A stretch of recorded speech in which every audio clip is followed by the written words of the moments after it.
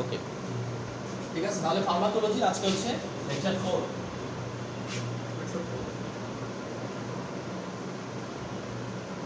ওকে, pharmacology.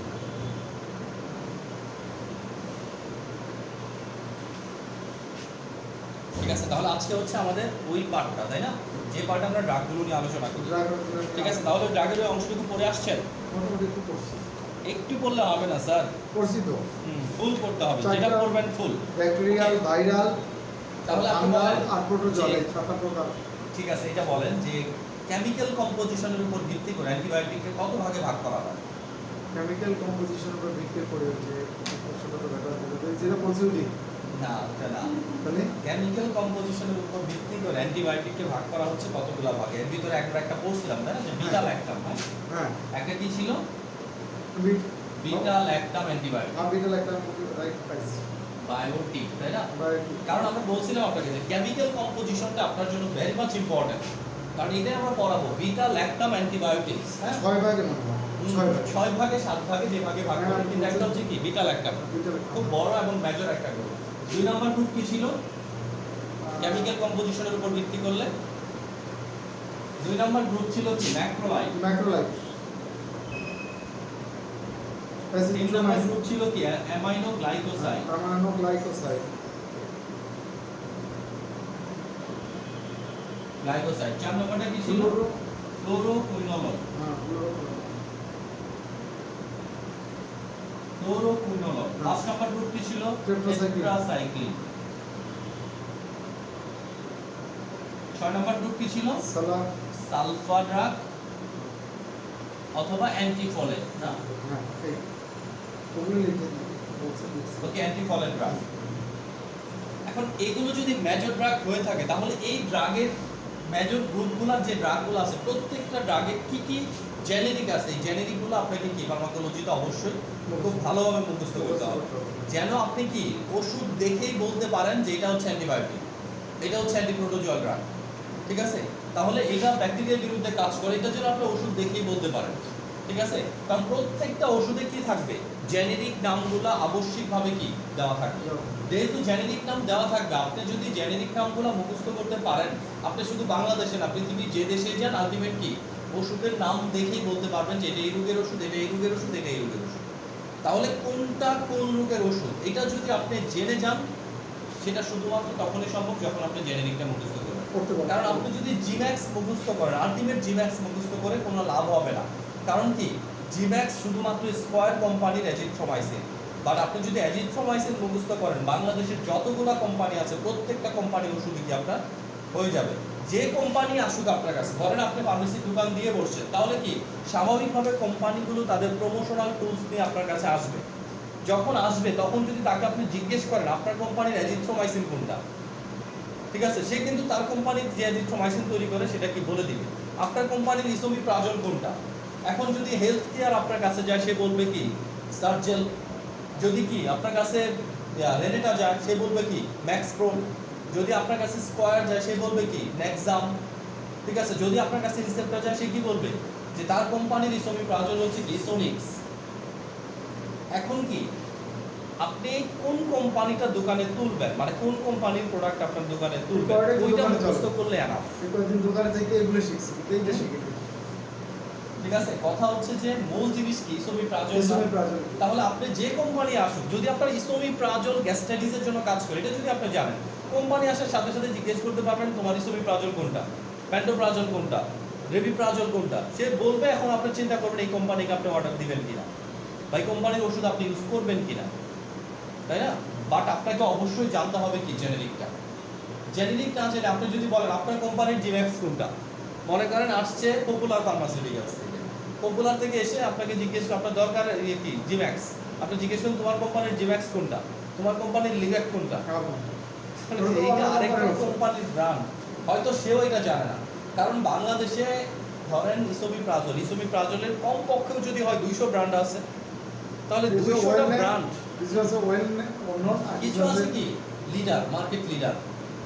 ঠিক আছে, যে মার্কেটের টপ 10 ব্র্যান্ড বা টপ 20 ব্র্যান্ড, কিন্তু এই টপ 20 ব্র্যান্ড ছাড়াও কি প্রায় 200-র মতো ব্র্যান্ড আছে। ABC ক্যাটাগরি যদি আমি চিন্তা করি, এখন ওই 200 ব্র্যান্ড আপনি মুখস্থ করতে পারবেন? 200 ব্র্যান্ড যদি একটা প্রোডাক্টের মুখস্থ করতে চান ওটা পড়তে 1 সেমিস্টার চলে যাবে, তাই না? আবার পরেও কোনো লাভ হবে না। কারণ কি, এই ব্র্যান্ডগুলা লোকালাইজড আছে, কিছু কিছু সমস্ত বাংলাদেশ চলে, দেশের বাইরে কিছু চলে, কিছু কি চলে না। আমাদের দেশ থেকেও যখন কেউ প্রোডাক্ট, আমরা বলি না যে আমাদের অ্যাকমি, আমাদের ইনসেপ্টা, আমাদের ভ্যাকসিনকো কি করতেছে, বিভিন্ন দেশে ওষুধ কি করতেছে, রপ্তানি করতেছে না? রপ্তানি ক্ষেত্রে এরকম কিন্তু ভাবার কারণ নাই যে ভ্যাকসিনকো সবসময় কি নাপা রপ্তানি করতেছে, নাপা না, এরকম ভাবার কোনো কারণ নাই। হতে পারে যে সৌদি আরবে ভ্যাকসিনকো প্যারাসিটামল রপ্তানি করতেছে, তাহলে সৌদি আরবের কোনো ফার্মাসিউটিক্যালসের সাথে যদি চুক্তি থাকে, ওই ফার্মাসিউটিক্যালস যে নাম বলবে সেই নামে কি প্রিন্ট করে দিতে হবে। হ্যাঁ, প্রিন্ট করে দিতে হবে। তা নাপা নামে দিতে পারবে এরকম কোনো কথা নাই। আর কারণ কি, আপনি দেখেন যে এসেনশিয়াল ড্রাগস আছে না বাংলাদেশের, এসেনশিয়াল ড্রাগস কি একমাত্র সরকারি ফার্মাসিউটিক্যালস, তাই না? যে যতগুলো আপনি পাবেন, থানা স্বাস্থ্য কমপ্লেক্স পাবেন, মানে সরকারি হসপিটাল পাবেন, প্রত্যেক সরকারি হসপিটালে যে ড্রাগগুলো আপনাকে দিতেছে সবগুলো কিন্তু এসেনশিয়াল ড্রাগসের তৈরি। এখন কথা হচ্ছে, এসেনশিয়াল ড্রাগস দেখা যায় কি এত ওষুধ তৈরি করে পারে না, তখন সে কি গণস্বাস্থ্য, স্কয়ার, ভ্যাকসিনকো, পপুলারকে কি দেয়, ওষুধ তৈরি করতে দেয়। হ্যাঁ, যে তুমি আমার এই প্রোডাক্টগুলো এত এত কোটি তৈরি করে দাও। সে কিন্তু নাম কিন্তু এটারই থাকে, নাম, তারপরে কি উপরে যে প্যাকেজিং মডেল সবকিছু কিন্তু এসেনশিয়ালেরই থাকে। ওরা শুধু কি করে, প্রোডাক্টটা তৈরি করে দেয়, টাকা নেয়, প্রোডাক্টটা তৈরি করে দেয়, জাস্ট এইটুকু জিনিস। তার মানে কি, আপনি যদি জেনেরিক নামগুলো না জানেন তাহলে কিন্তু প্রবলেম। দোকানে যে ওষুধগুলো আছে সবগুলোর কি জেনেরিক নাম আপনার জানতে হবে, যে ওইখানে কি আছে, ওইখানে আছে জয়নিক্স প্লাস, তাহলে জয়নিক্স প্লাসের জেনেরিকটা কি? জয়নিক্স প্লাসের জেনেরিক হচ্ছে গ্লুকোসামাইড কনড্রয়েটিক। প্রায় হিসেব কভারে তো লেখা আছে। হ্যাঁ, কভারে সবগুলোরই লেখা থাকবে। কভারে লেখা আছে দেখে আপনারা করবেন না, আরে কভারে তো লেখা আছে, হাঁটাহাঁটি করে দেখতে দেখতে পড়তে পড়তে আগে পড়ে তারপরে হাতাহাতি করে দেখতে হবে, তাহলে সুবিধা হবে। জি স্যার। আপনাকে এখন যে স্টাডির ভিতরে আছেন এখন মুখস্থ করতে হবে, এরপরে দেখলে না বুঝবেন যে এটাই গ্রুপের, তাহলে হাতাহাতি করে বুঝবেন না এটা কি গ্রুপে। খালি মনে রাখবেন জয়নিক্স প্লাস, জয়েন্টে ব্যথার জন্য দেয়, ঠিক আছে? বা জয়নিক্স প্লাসের অন্য কোম্পানির কি গ্রুপ আছে, অন্য কোম্পানির কি আছে, এটা মনে থাকবে না। আর আছে যে দেখবা যে এক প্রেসক্রিপশনে দুইটাই দিয়ে দিয়েছেন, জয়নিক্স প্লাস দিয়েছেন, অন্য কোম্পানির আরেকটা আছে এটাও দিয়ে দিয়েছেন, দুইটাই জয়েন্টের জন্য কাজ করে, একই ওষুধ খাচ্ছে, খালি কোম্পানি আলাদা, ঠিক আছে? এক জায়গায় জিম্যাক্স খাচ্ছে, এক জায়গায় এজেড খাচ্ছে। অর্থাৎ এইটুকু কি সচেতনতা থাকতে হবে। মাইগ্রেনের যে ওষুধ মাইগ্রেট এর আছে তো এটা দেখলাম। এখন মাইগ্রেট ওষুধের জেনেরিকটা কি এটা আপনাকে সবার আগে জানতে হবে, পিজিওডিফেন নাকি অন্য কিছু। ওকে, তাহলে আমরা একটা একটা করে আসি। আচ্ছা, জেনেরিকগুলো প্রথম থেকে মুখস্থ করে ফেলতে হবে, অল্টারনেটিভ কোনো ওয়ে নাই। আচ্ছা, তাহলে প্রথম যে সবচেয়ে বড় গ্রুপ এটা হচ্ছে কি বিটা ল্যাকটাম অ্যান্টিবায়োটিক্স। কি অ্যান্টিবায়োটিক? Beta lactam. এই বিটা ল্যাকটাম গ্রুপটা যে সকল অ্যান্টিবায়োটিকের ভিতরে থাকবে ওই প্রত্যেকটা অ্যান্টিবায়োটিককে কি বলা হবে? Beta lactam antibiotic. কোন কোন গ্রুপের ভিতরে এই স্ট্রাকচারটা আছে? এক নম্বর হচ্ছে কি পেনিসিলিন। হ্যাঁ, পেনিসিলিন। ঠিক আছে, তাহলে পেনিসিলিন গ্রুপের ভিতরে বিটা ল্যাকটাম স্ট্রাকচার আছে। দুই নাম্বার কি সেফালোস্পোরিন। কি সেফালোস্পোরিন। তিন নাম্বার কি কার্বোপেনাম। চার নাম্বার কি মনোব্যাকটাম। তাহলে এই যে চারটা গ্রুপ, এই চারটা গ্রুপের একটা কমন স্ট্রাকচার আছে, সেই স্ট্রাকচারটা কি বিটা ল্যাকটাম স্ট্রাকচার। তাহলে প্রত্যেকটা বড় অর্থে বিটা ল্যাকটাম অ্যান্টিবায়োটিক, বাট এইগুলো আলাদা আলাদা কি আবার এক একটা গ্রুপ। ঠিক আছে, তার মানে একটা জিনিস কমন, এই গ্রুপ এই গ্রুপ এই গ্রুপ এই গ্রুপ, প্রত্যেকটা গ্রুপের মধ্যে একটা গ্রুপ একটা কমন স্ট্রাকচার কমন, সেটা হচ্ছে কি বিটা ল্যাকটাম। ঠিক আছে, ওকে, তাহলে আমরা দেখি বিটা ল্যাকটাম গ্রুপের অ্যান্টিবায়োটিকগুলোর জেনেরিক কি কি। ওকে, প্রথমে আমরা পেনিসিলিন নিয়ে আলোচনা করি। দেখেন পেনিসিলিনের যতগুলো জেনেরিক আছে আপনি মোটামুটি মনে রাখার একটা সহজ উপায় হচ্ছে কি পেনিসিলিন গ্রুপের যতগুলো অ্যান্টিবায়োটিক আছে প্রত্যেকটা অ্যান্টিবায়োটিকে একটা কমন জিনিস থাকবে, সিলিন। সিলিন অথবা কি পেনিসিলিন। পেনি এই কমন টার্ম দুটো দিয়ে আপনি বুঝবেন যে এটা পেনিসিলিন গ্রুপের অ্যান্টিবায়োটিক। এক নাম্বার কি সিলিন, তার মানে যতগুলো অ্যান্টিবায়োটিক থাকবে এই শব্দটা কি অ্যান্টিবায়োটিকের সাথে লাগানো থাকবে। যেমন আমরা যদি বলি পেনিসিলিন গ্রুপে কি কি অ্যান্টিবায়োটিক আছে, আমরা সিলিনে যদি বলি অ্যামক্সিসিলিন, তাই না? অ্যামক্সিসিলিন। তাহলে এই যে সিলিন শব্দটা কি কমন, এই সিলিন দিয়ে আমি বুঝতেছি এটা পেনিসিলিন, এটা কি বিটা ল্যাকটাম গ্রুপের, এটা একটা অ্যান্টিবায়োটিক সিলিন। ঠিক আছে, অ্যামক্সিসিলিন, এমপিসিলিন, ফ্লুক্লোক্সাসিলিন, ক্লোক্সাসিলিন সবগুলোতে কমন বৈশিষ্ট্য কি সিলিন। অথবা একেবারে ডাইরেক্ট কি পেনিসিলিন, যেমন benzyl penicillin, phenoxymethyl penicillin, benzathine penicillin, procaine penicillin, ঠিক আছে? Penicillin। তাহলে একদম ডাইরেক্ট পেনিসিলিন নামেও থাকতে পারে, আবার কি অন্য নাম বলে অ্যান্টি পেনিসিলিন যদি না থাকে তাহলে নামের শেষে কি থাকবে? সিলিন। সিলিন শব্দটা থাকার সম্ভাবনা বেশি। তাহলে কোনো ড্রাগের জেনেটিকে যদি আমরা এই সিলিন নামটা দেখি অথবা পেনিসিলিন নামটা দেখি, আমরা বুঝবো কি এটা পেনিসিলিন গ্রুপের ওষুধ। আর পেনিসিলিন গ্রুপের ওষুধ মানে কি? এটা অ্যান্টিবায়োটিক। পেনিসিলিন গ্রুপের ওষুধ মানে কি? এটা অ্যান্টিবায়োটিক। অ্যান্টিবায়োটিক। বিটা ল্যাকটামটা আমার লাগবে যখন আমি মোড অফ অ্যাকশন করতে যাব, যে ওষুধটা কিভাবে কাজ করে আপনার শরীরে, ঠিক আছে? তার আগে আমি পেনিসিলিন নিয়ে চিন্তা করি। তাহলে কি সিলিন এবং পেনিসিলিন এই দুইটা যদি কোনো ওষুধের জেনেরিকের গায়ে লেখা দেখেন, তাহলে আমরা সিম্পলি বুঝবো এটা পেনিসিলিন গ্রুপের ওষুধ। আর পেনিসিলিন গ্রুপের ওষুধ মানে কি? এটা অ্যান্টিবায়োটিক্স। এখন দেখেন অ্যান্টিবায়োটিক্স গুলো যদি আমি চিন্তা করি, তাহলে অ্যান্টিবায়োটিক গুলা কি বড় বড় দুইটা গ্রুপে ভাগ করা যায়, তাই না? পেনিসিলিন গ্রুপের কিছু অ্যান্টিবায়োটিক আছে এক্সটেন্ডেড স্পেকট্রাম, কিছু অ্যান্টিবায়োটিক আছে কি broad spectrum. Broad spectrum antibiotic কাকে বলে বলেন স্যার?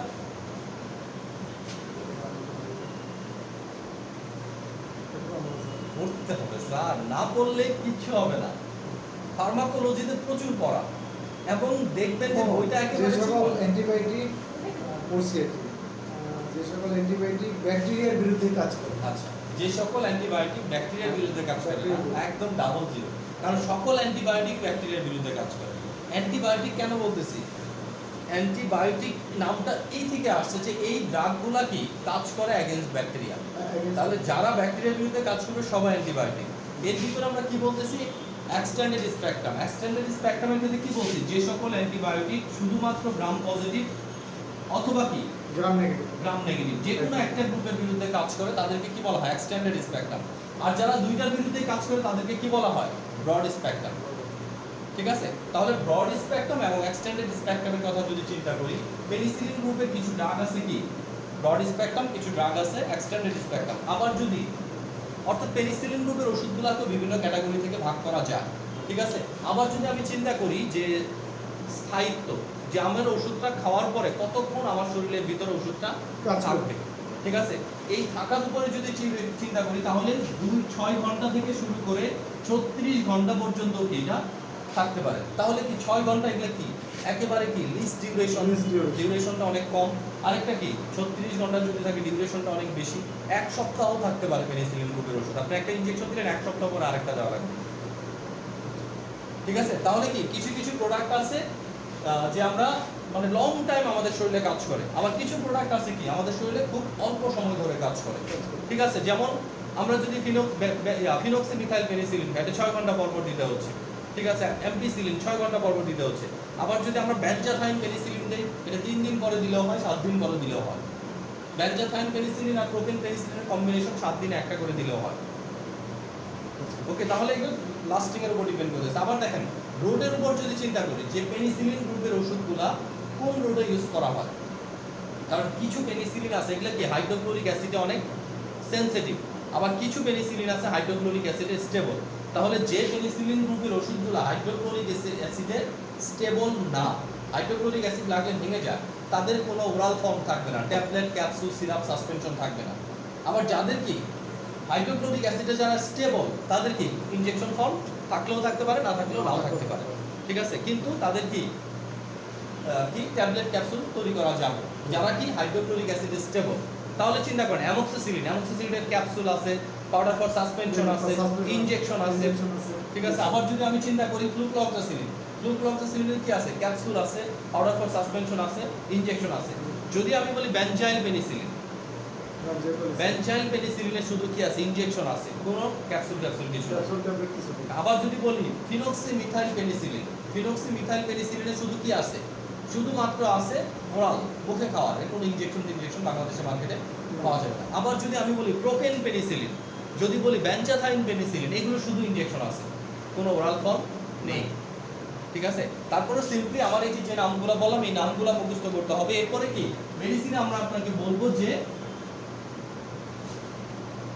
রোগ ধরে ধরে, ঠিক আছে? যেমন ধরেন ফ্লুক্লোক্সাসিলিন আর ক্লোক্সাসিলিন, এইগুলো কি? এইগুলো হচ্ছে এক্সটেন্ডেড স্পেকট্রাম, মানে কি গ্রাম পজিটিভ ব্যাকটেরিয়ার বিরুদ্ধে খুব ভালো কাজ করে।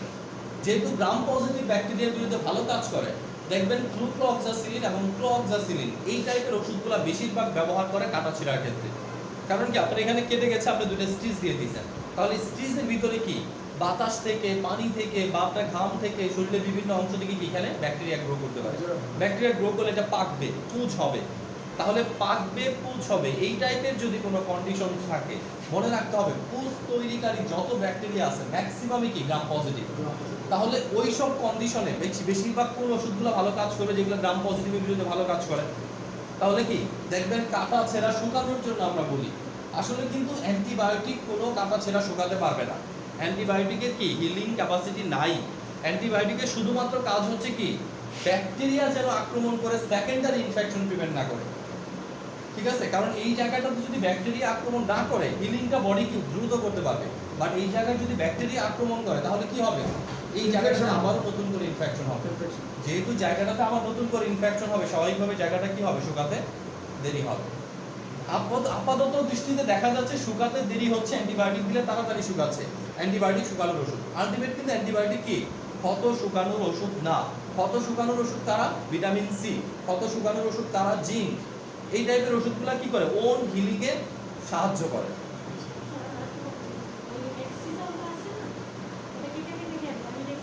এটা অ্যান্টি ইনফেক্টিভ,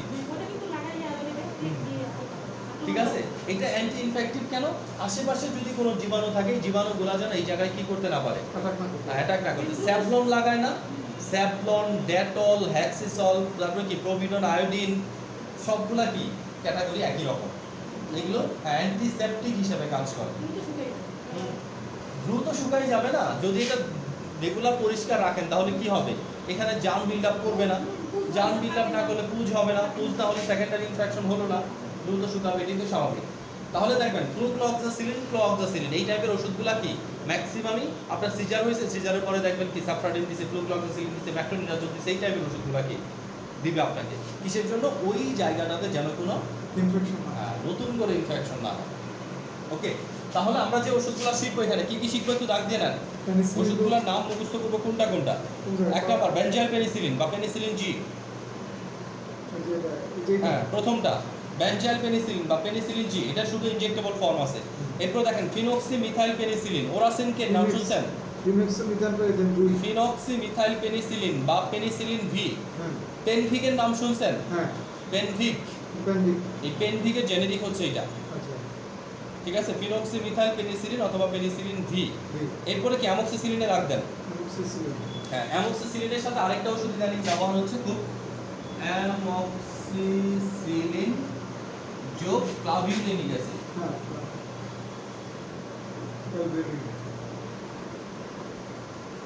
ঠিক আছে, ক্লাভিউলিনিক অ্যাসিড কোন গ্রুপের এটা আমরা পরে করব, আগে অ্যামোক্সিসিলিন এর সাথে ক্লাভিউলিনিক অ্যাসিড কি যোগ দেওয়া থাকে, এটা পাশে লিখে নেন, অ্যামোক্সিসিলিন যোগ ক্লাভিউলিনিক অ্যাসিড। অ্যামোক্সিসিলিন আলাদা একটা পাবেন, অ্যামোক্সিসিলিন আলাদা একটা থাকবে, এর সাথে কি অ্যামোক্সিসিলিন যোগ। যেমন আমরা কি 5-অক্সিল খাচ্ছি না, 5-অক্সিল, তাহলে 5-অক্সিলটা হচ্ছে কি অ্যামোক্সিসিলিন, ঠিক আছে। আবার যদি বলি 5-অক্সি ক্ল্যাপ তাহলে কি অ্যামোক্সিসিলিন যোগ ক্লাভিউলিনিক অ্যাসিড। ওকে, তাহলে অ্যামোক্সিসিলিন যোগ ক্লাভিউলিনিক অ্যাসিড। এরপরে লেখেন ক্লোক্সাসিলিন, ফ্লুক্লোক্সাসিলিন, ক্লোক্সাসিলিন, ফ্লুক্লোক্সাসিলিন, ফ্লুক্লক্স, তাই না, এসিআই এর খুব নাম্বার 1 ব্র্যান্ড। বেনজাথাইন পেনিসিলিন, প্রোপেন পেনিসিলিন, এই নামগুলো অবশ্যই মুখস্থ করে ফেলতে হবে। আমাদের ব্যবহার্য অ্যান্টিবায়োটিকের ভিতরে পেনিসিলিন গ্রুপ ধরলে আমরা এই ওষুধগুলাই সচরাচর ব্যবহার করি। তাহলে কি কি আসতেছে, বেনজাইল পেনিসিলিন, তাহলে বেনজাইল পেনিসিলিন একটা অ্যান্টিবায়োটিক, তাই না। ফিনক্সি মিথাইল পেনিসিলিন বা পেনিসিলিন ভি, আর বেনজাইল পেনিসিলিন কি পেনিসিলিন জি। মনে রাখতে হবে, যদি বলি পেনিসিলিন জি পুরো নামটা বলেন তাহলে কি বলতে হবে, বেনজাইল পেনিসিলিন। এরপরে কি অ্যামোক্সিসিলিন, এরপরে কি অ্যামোক্সিসিলিন যোগ ক্লাভিউলিনিক অ্যাসিড, ফ্লুক্লোক্সাসিলিন, ক্লোক্সাসিলিন, ঠিক আছে। এরপরে প্রোকেন পেনিসিলিন, বেনজাথাইন পেনিসিলিন, হ্যাঁ এই কয়টা পেনিসিলিন গ্রুপের ওষুধ মুখস্থ করবেন। আর এই কয়টার বাইরে যেগুলো আছে ওগুলা চেনার জন্য প্রথমে শিখাই দিলাম, কি করতে হবে, সিলিন অথবা পেনিসিলিন নাম দেখে বুঝতে হবে এটা পেনিসিলিন। দেখেন সবগুলা কি, এই যে কি টাইগার সিলিন, ঠিক আছে, মিথিসিলিন, সবগুলা কি সিলিন দেখে বুঝতে হবে এটা কি পেনিসিলিন গ্রুপের ড্রাগ হওয়ার সম্ভাবনা 99%।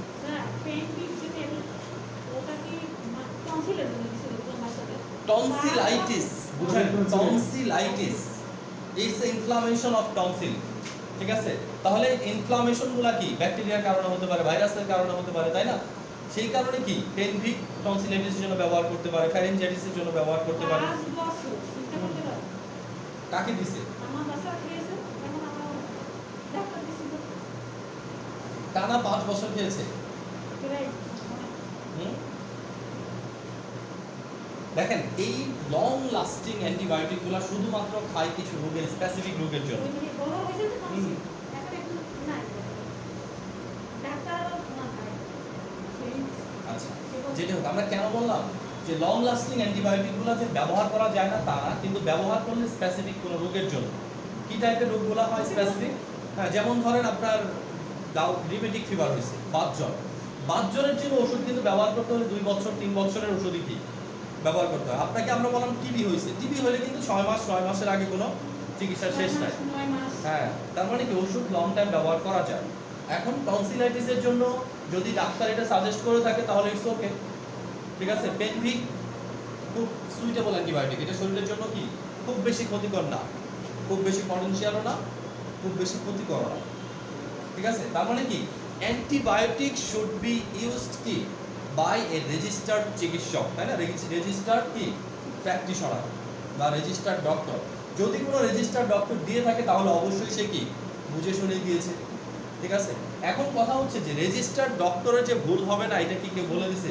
সেই জন্যই তো নার্সদেরকে এত পড়াশোনা করানো হয়। তা না হলে নার্সদের এত পড়াশোনা করার কি দরকার?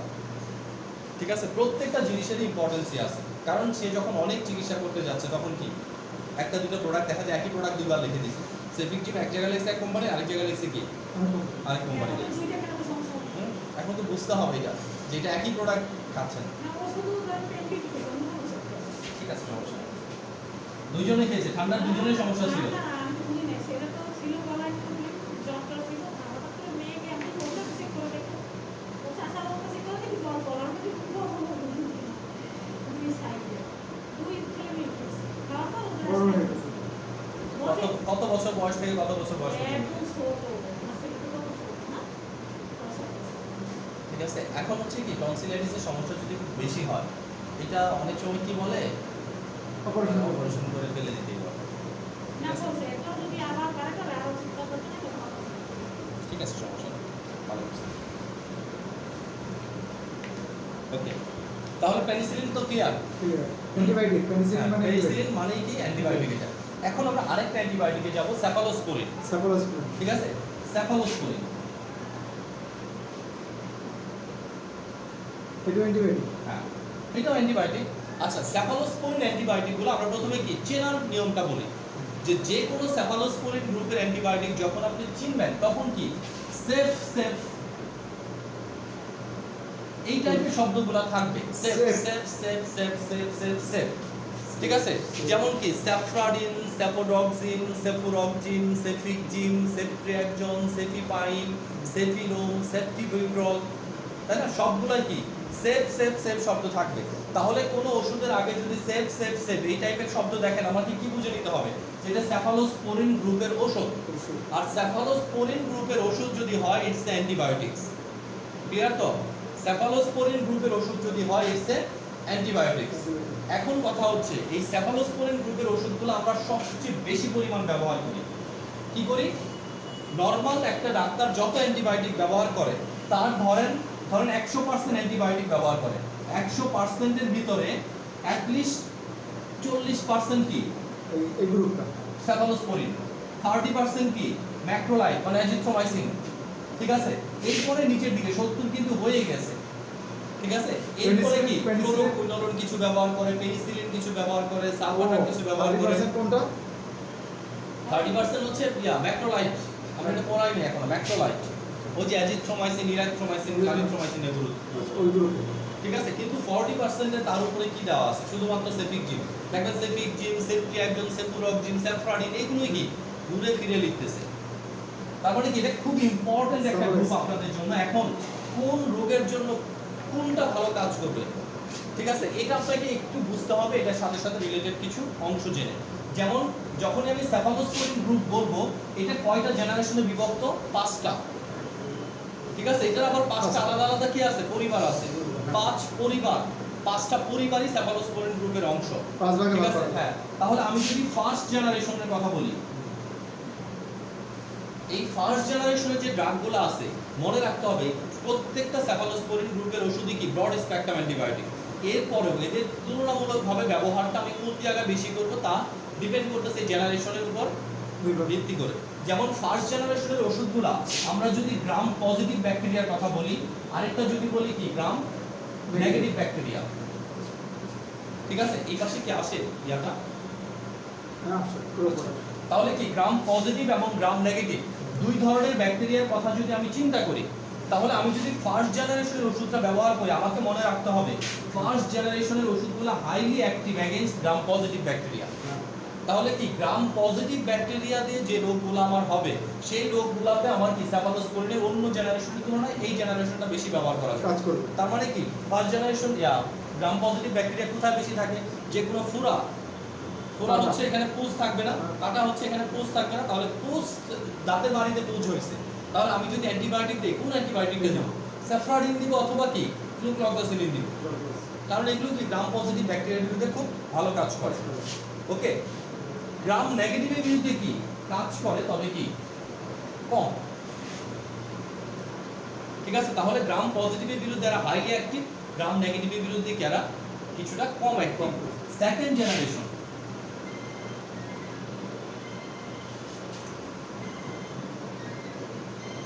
গ্রাম নেগেটিভ এটা কিসে কাজ করে?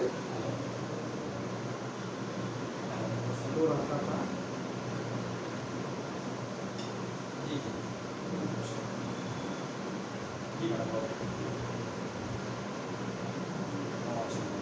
ঠিক আছে, সমস্যা নাই। আপনারা যখন আসবেন ওই রিকোয়ারমেন্টগুলো তো লিখে দিচ্ছি না, ওগুলো সবাই একসাথে নিয়ে আসেন, কোনো সমস্যা নেই।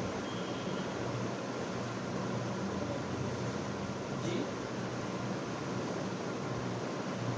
কোনো সমস্যা নেই তো, আপনারা 1 বছর ভর্তি হলে পরে তো ডিপ্লোমা দিতেই পারছেন। হ্যাঁ হ্যাঁ, ডিসকাউন্ট তো পাবেন, সমস্যা নেই, সময় তো আছে এখন।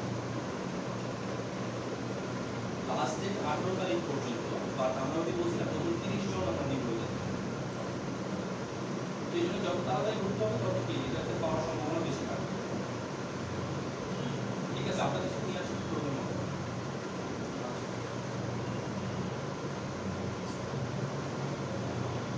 স্যার গ্রাম নেগেটিভে কি কি সাধারণত একটা বলেন? আচ্ছা দেখেন, গ্রাম এটা তো কাটা ছেঁড়া ফোড়া পুজ ইত্যাদি হলো গ্রাম পজিটিভ। দেখেন সেকেন্ড সেমিস্টার যেহেতু পড়ে আসছেন, তাহলে গ্রাম নেগেটিভ রিলেটেড একটা ধারণা থাকাই উচিত ছিল। যেমন আমরা যখন বলতেছি হেলিকোব্যাক্টর পাইলোরি নামক গ্রাম নেগেটিভ ব্যাকটেরিয়ার আক্রমণে কি হয়? Gastric ulcer. সালমোনেলা টাইফি নামক gram negative bacteria, cholera, Vibrio colliery নামক গ্রাম নেগেটিভ ব্যাকটেরিয়া, আমরা কয়েকটা জায়গায় এই শব্দগুলোকে ইউজ করছি। তাহলে আপনার যদি কি কলেরা হয়, কলেরা হলে কি এই স্যাফ্রাডিনের চেয়ে কি যে নেগেটিভের বিরুদ্ধে ভালো কাজ করবে তাকে আমরা দেব, সেটা কাজ করে। ঠিক আছে। আমি টাইফয়েড যদি হয়, টাইফয়েড আমি স্যাফ্রাডিনের চেয়ে যে নেগেটিভের বিরুদ্ধে ভালো কাজ করবে তাকে দিব। দেখেন স্যাফ্রাডিন কিন্তু কাজ করে বাট কি কম। এরপরে দেখেন সেফুরক্সিন, ডাক্তারদের একেবারে চয়েসফুল একটা ড্রাগ, কারণ এই ড্রাগ হচ্ছে ব্লাইন্ড থেরাপি, চোখ বন্ধ করে দেওয়ার মতো একটা ওষুধ। যে আপনার একটা রোগী আসছে, আপনি বুঝতেছেন না কোন টাইপের ব্যাকটেরিয়া, এটা কি গ্রাম পজিটিভ ব্যাকটেরিয়া না গ্রাম নেগেটিভ ব্যাকটেরিয়া। সেই ক্ষেত্রে কি সবচেয়ে ভালো আদর্শ ড্রাগ হচ্ছে কি সেকেন্ড জেনারেশন ড্রাগগুলো। এটা কি গ্রাম পজিটিভের বিরুদ্ধে এবং গ্রাম নেগেটিভের বিরুদ্ধে সমানভাবে কাজ করে। ঠিক আছে, এখন সমানভাবে কাজ করে মানে কি, গ্রাম ফার্স্ট জেনারেশন যেভাবে গ্রাম পজিটিভের বিরুদ্ধে করে সেভাবে কিন্তু গ্রাম পজিটিভের বিরুদ্ধে পারে না। তবে কি ফার্স্ট জেনারেশনের চেয়ে বেশি কাজ করে গ্রাম পজিটিভের বিরুদ্ধে। আর কি থার্ড জেনারেশনের ক্ষেত্রে চিন্তা করেন, থার্ড জেনারেশনের ড্রাগগুলো গ্রাম পজিটিভের বিরুদ্ধে কম কাজ করে কোথায় বেশি? নেগেটিভের বিরুদ্ধে। তাহলে চিন্তা করেন, যদি গ্রাম নেগেটিভ জীবাণু দিয়ে আমার কোনো রোগ হয়, সেই রোগে আমি কোন ড্রাগটা ব্যবহার করব? Third generation.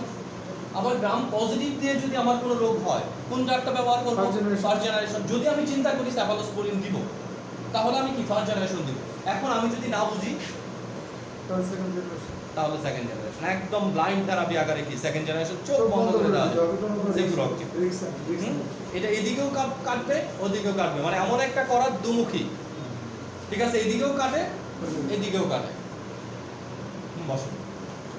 ওকে, তাহলে ক্লিয়ার তো সেফালোস্পোরিন গ্রুপের তিনটা জেনারেশন আমরা সবচেয়ে বেশি ব্যবহার করি। ব্যবহার করতে পারি। এই তিনটা জেনারেশনের ড্রাগগুলোর বৈশিষ্ট্য কি? ফার্স্ট জেনারেশনের ড্রাগগুলো গ্রাম পজিটিভ টাইপের যে জীবাণুগুলো আছে যারা ফুস সৃষ্টি করতে পারে অনেক বেশি, তাদের বিরুদ্ধে খুব ভালো কাজ করে। আর থার্ড জেনারেশন কি? তাদের বিরুদ্ধে কাজ করে কিন্তু কি তুলনামূলকভাবে কম। কম। ঠিক আছে, এরপরে থার্ড জেনারেশনগুলো আবার কি গ্রাম নেগেটিভ ব্যাকটেরিয়ার বিরুদ্ধে খুব ভালো কাজ করে। তাহলে কোন রোগটা আমার হয়েছে, এই রোগের জীবাণুটার নাম কি, ওই জীবাণুটা কোন ধরনের, গ্রাম পজিটিভ না গ্রাম নেগেটিভ, এটা যদি আমি জানতে পারি বা এটা যদি আমি বুঝতে পারি তাহলে চিকিৎসা করা আমার জন্য সহজ। মনে করেন টাইফয়েড হয়েছে, একজন সেফুরক্সিম দিছে আর আমি কি সেফিকজিম দিছি, সেফটি একজন দিচ্ছি, তাহলে ওর থেকে আমি তাড়াতাড়ি রেজাল্ট পাবো। কেন? এটা কাজ করবে সেকেন্ড জেনারেশনের বিরুদ্ধে, বাট আমার চেয়ে কম। ঠিক আছে, তাহলে একটা সঠিক রোগে যদি আপনি সঠিক ড্রাগটা কি প্রেসক্রাইব করতে পারেন তাহলে কিন্তু কি ইফেক্টটা তুলনামূলকভাবে কি সেফলি দ্রুত আসবে। তাহলে এই যে সেফ্রোক্লক্স সেফুরক্সিম সেফ্রোক্সিন এই যে এই ওষুধটা দোকানে যে দেয় আছে এইটা এই এখন আমার জি, এটা মানে হচ্ছে আসলে পরে এটা দিয়ে দাও, হুম, পরে কিছু কি হয়েছে ও স্যার কাম তো হইলো না, তাহলে ওইটা পাল্টায় দাও। জি। মানে তার বেচা 2 সপ্তাহ হইলো। ওকে, তাহলে আমরা তিনটা জেনারেশনে কি কি গ্রুপের ড্রাগগুলো আমরা একটু বলি। ফার্স্ট জেনারেশন দেখেন স্যাফ্রাডিন আছে, সেফ্রোক্সিন তারপর কি সেফাড্রক্সিল আছে, সাফাড্রক্সিল আছে, সেফালেক্সিন আছে, এটা ঠিক আছে, সেফালেক্সিন আছে, সেফাজোলিন আছে। ওকে, আপনি এখান থেকে যে কোনো তিনটা ভালো করে মুখস্থ করবেন। ঠিক আছে, স্যাফ্রাডিন তো কমনলি থাকে, সাফাডিন সাফাডক্সিল হ্যাঁ। সাফালিডিন সেফালেক্সিন দেখেন বানানগুলো পাশে লিখে নিতে পারবেন, বাংলা বানানগুলো। আছে মানে ঠিক আছে, সেফালেক্সিন, আরেকটা কি সেফাজোলিন, সাফাডলিক্স সেফাজোলিন। হ্যাঁ ওকে, সেকেন্ড জেনারেশনের ড্রাগগুলো দেখেন সেফুরক্সিম এক্সিটিল, কি নাম? সেফুরক্সিম, সেফুরক্স, তাই না? সেফুরক্সিম এক্সিটিল। আচ্ছা, 2 নম্বর ওষুধ সেফুরক্সিম এক্সিটিল, একটা কি নাম? সেফ্রোক্সিন এক্সিডিন সেফুআরওএক্সআইএমই, সেফুরক্সিম এক্সিটিল, AXITIL, এক্সিটিল। এটার সাথে এখন আবার কি যোগ করে দেওয়া হচ্ছে? CEFUROXIME, সেফুরক্সিম যোগ কি আছে? ক্লাভিউলেনিক অ্যাসিড। ঠিক আছে, তাহলে সেফুরক্সিমের সাথেও কি দেওয়া আছে? ক্লাভিউলিনিক অ্যাসিড যোগ করে দেওয়া আছে। ঠিক আছে, সেফুরক্সিম যোগ ক্লাভিউলিনিক অ্যাসিড, ক্লাভোসেফ। এই টাইপের প্রিপারেশনগুলো মার্কেটে এখন খুব বেশি পরিমাণ চলতেছে। ওকে, তাহলে সেকেন্ড জেনারেশনে কি কি ড্রাগ আছে? কালকে গেছে ওষুধ তোমার কি ব্যথা দিয়ে ওষুধ দিছি মারি তোমার আরে না বলো ও গেছে কালকে আমার এই দোকানে গেছে দাঁত ব্যথা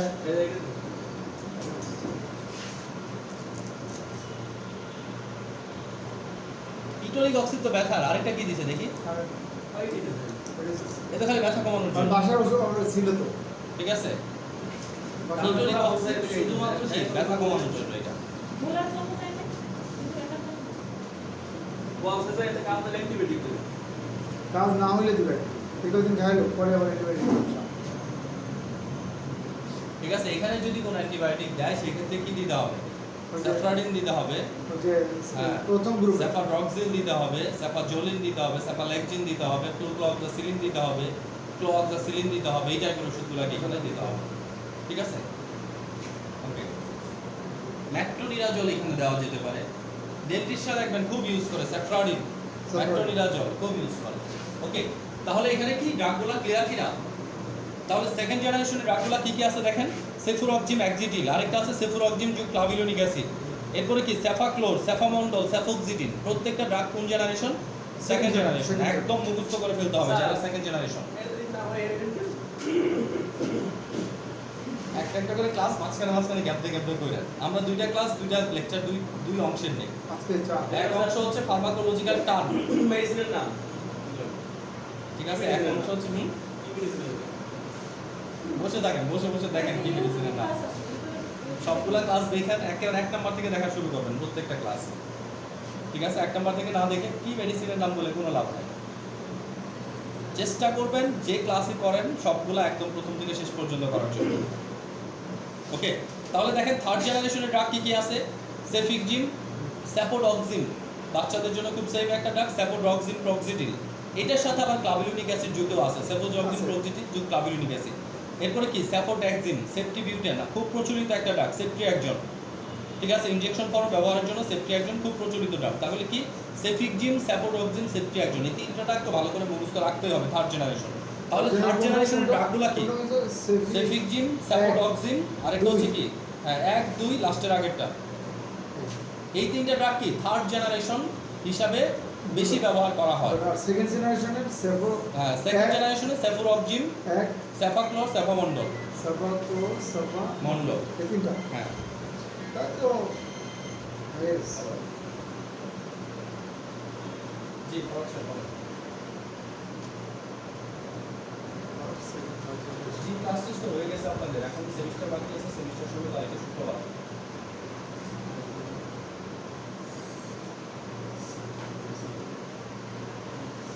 জি জি সেমিস্টার দিতে হবে, সেমিস্টারের ইয়াটা হচ্ছে নেন আপনি বলে অ্যাডমিটটা ফর্ম ক্লাব না অ্যাডমিটটা না পরীক্ষা তৈরি হয়ে আসছে, শুধু নিলে হবে পরীক্ষা থেকে শুরু। পরীক্ষা দিন আসতে পারে শুক্রবার, 3 তারিখে পরীক্ষা হবে।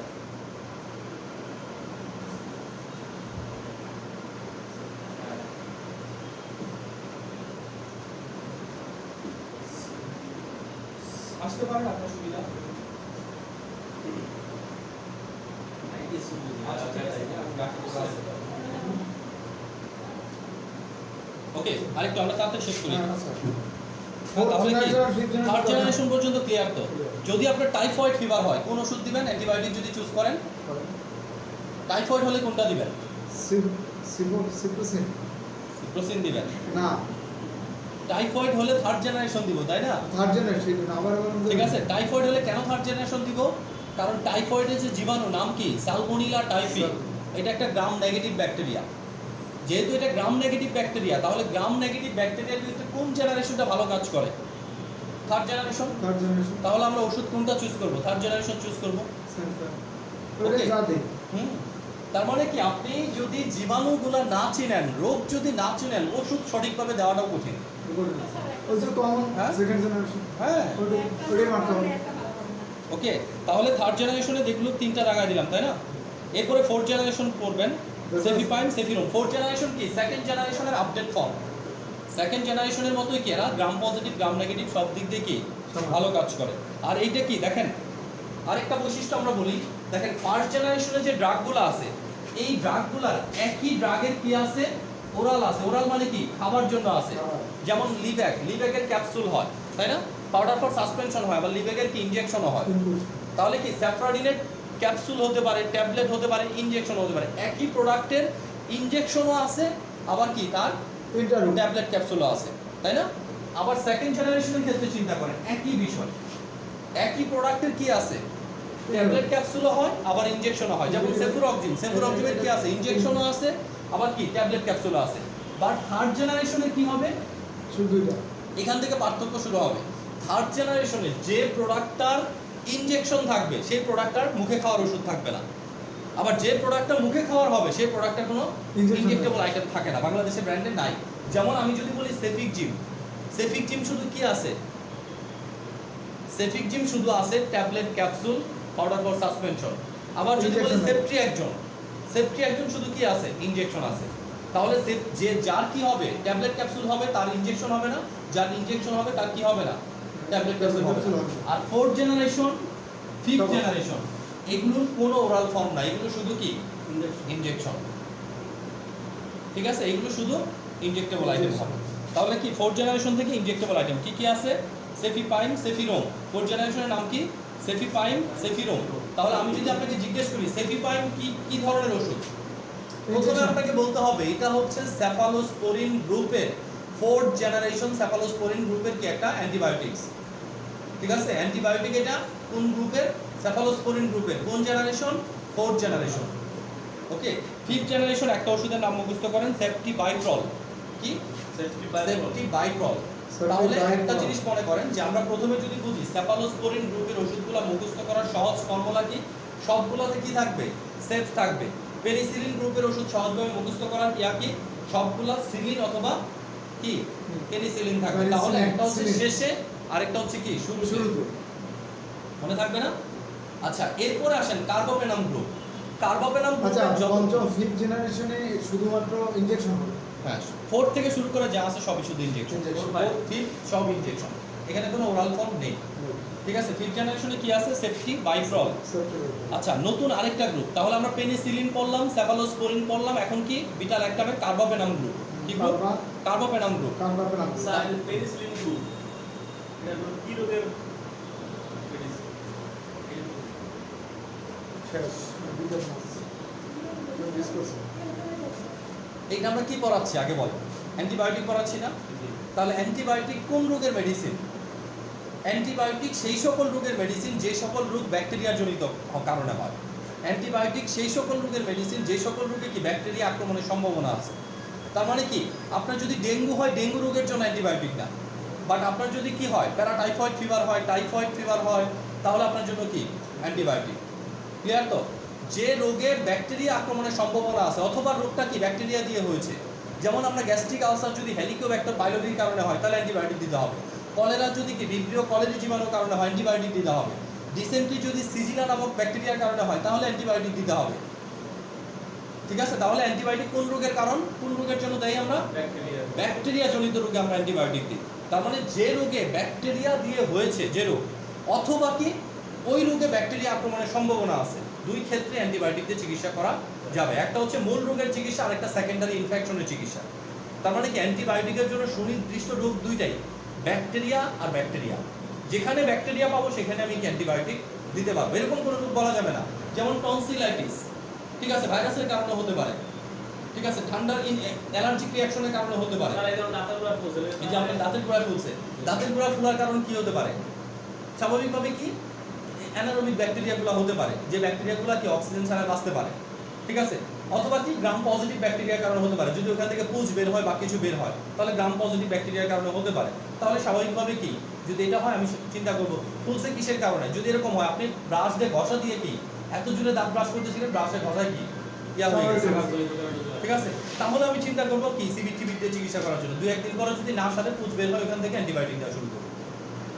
ক্লিয়ার হয় না? ওকে, তারপর কি কার্বাপেনাম গ্রুপ। কার্বাপেনাম গ্রুপের ওষুধগুলো কি ওই একই জিনিস, কিন্তু ব্যাকটেরিয়াল ইনফেকশনে এই ওষুধগুলো আমরা কি ব্যবহার করতে পারবো। কি কি ড্রাগ আছে সবগুলো ওষুধের শেষে দেখেন পেনাম পেনাম পেনাম শব্দটা কি কমনলি থাকবে, তাই না? তাহলে কার্বাপেনাম গ্রুপের ওষুধ কিনা বুঝবো কিভাবে? লাস্টে কি থাকবে? পেনাম। দেখেন কি আছে, মেরোপেনাম, ইমিপেনাম, ডোরিপেনাম, ইট্রাপেনাম, সবগুলাই কি পেনাম। এই সবগুলো ওষুধই কি ইনজেক্টেবল ফর্ম। ঠিক আছে, এবং ওষুধগুলোর দাম বেশ বেশি। এগুলো বেশিরভাগই ব্যবহার করা হয় কোথায়? হসপিটালে। আপনি হসপিটালে ভর্তি থাকলে এই ওষুধগুলো দিয়ে আপনাকে কি করবে? চিকিৎসা করার চেষ্টা করবে। ওকে, লাস্ট ওয়ান হচ্ছে মনোব্যাকটাম। মনোব্যাকটাম গ্রুপের ওষুধের নাম কি? অ্যাস্ট্রিওনাম। একটা ওষুধে আমরা এখানে দিছি, এটাই শিখেন। এটা কি? এটা ইনজেকশন। অ্যাস্ট্রিওনাম, হ্যাঁ ইনজেকশন।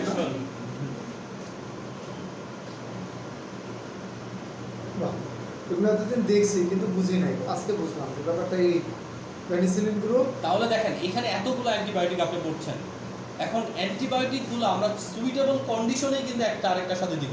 যেমন আমি কোন গ্রুপের অ্যান্টিবায়োটিক দিব এটা আমার ফার্স্ট চুজ করতে হবে। মাইল্ড ইনফ্লামেশন, ইনফ্লামেশনটা কি মাইল্ড। ঠিক আছে, তাহলে মাইল্ড ইনফ্লামেশনের ক্ষেত্রে আমি চিন্তা করতে পারি পেনিসিলিন গ্রুপের ওষুধ দিব।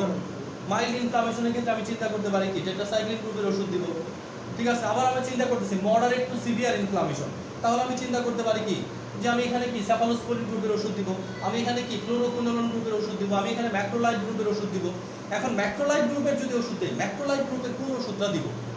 ম্যাক্রোলাইড গ্রুপের কোন ওষুধটা দিব? ম্যাক্রোলাইড গ্রুপে কি কি আছে আমরা পড়বো কিছুদিন পরে। ইরাইথ্রোমাইসিন আছে, ক্লারিথ্রোমাইসিন আছে। আচ্ছা, কি একটা ওষুধ সিলেকশনের জন্য কতগুলা কন্ডিশন একের পর এক কি আপনার মাথায় কাজ করাতে হবে। মানে এইটাই ঠিক আছে, এখন আপাতত কাজ হচ্ছে কি ওষুধগুলোর নাম মুখস্থ করা।